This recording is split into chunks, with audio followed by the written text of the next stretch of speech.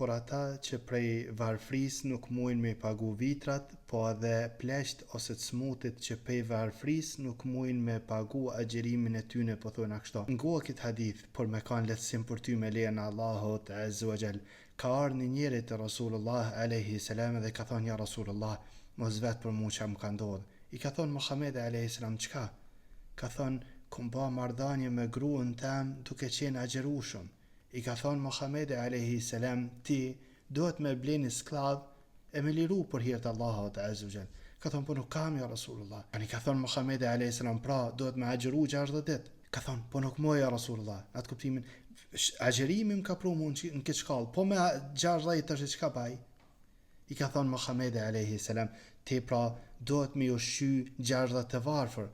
Ka thonë: po nuk kam ja Rasulullah.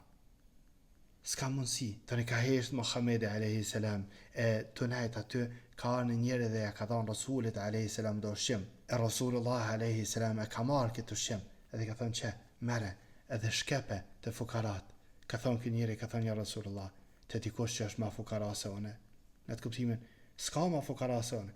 Po nuk ka ma fukara se une, ja Rasulullah. Në të anë qytetit s'ka ma fukara se une. E ka busqesh Muhamedi alayhi salam edhe ka thonë: mere ushqimin edhe haje me familjen tane. Kështu që në qofë se ti s'ki mundësi, e kjo është mes teje dhe Allahut, Allahu e dina ki mundësi, po në qofë se s'ki mundësi, atër ky hadith ta qetson zemrën me lejen Allahut Azza wa Jall. Piktina e kupton që në qofë se s'ki mundësi, çka t'jepet ty prej sadakas, prej pagesave, çka t'jepet pranoj edhe haje me familjen tane dhe mos u mërzit me lejen Allahut Azza wa Jall, se Allahu Azza wa Jall nuk e ngarkon asnjë nefs me ma shumë se sa ka mundësi.